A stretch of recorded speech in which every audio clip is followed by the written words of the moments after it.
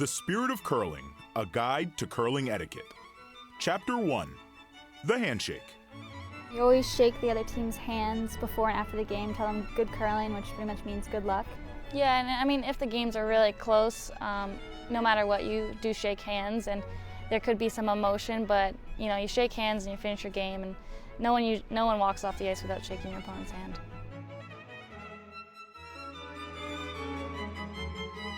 Chapter 2, know when to cheer.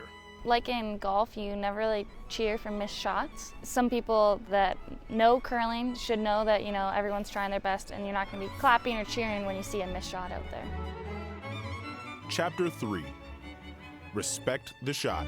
Respecting the other player during their shot is that you don't want to be talking during their shot or moving around, especially if you're the skipper of ice that's standing in the back of the house. The other team's going to be throwing and looking directly in your direction, so you don't want to be moving. That's just kind of disrespectful. You usually see skips or vices standing behind the other team to watch the line, but a respectful thing is to not move or talk. Chapter 4, the burnt stone. A burnt stone is if you hit the rock with your broom or body part. It's called a burnt rock, and you have to tell the other team you did it, and your rock gets pulled.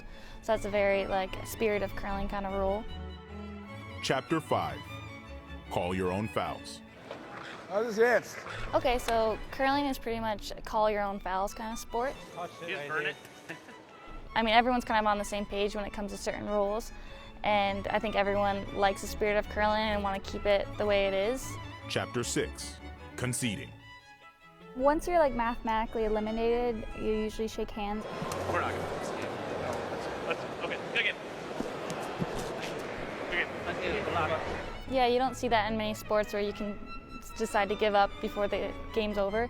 But in curling, you can shake the other team's hand and be like, good game, we're going to regroup for next one. Chapter 7, broom stacking. Broom stacking usually is in the more fun tournaments, or we call them bonspiels or league night. You can decide to stack your brooms on the house and then go have a drink inside at the bar and then go back and finish your game after. Chapter 8, be honest. I think it comes from traditions of curling that everyone kind of stays true to it. Is that, it's been around for a really long time. I think it's the oldest Winter Olympic sport that we have, and it's just people sticking to the values of curling.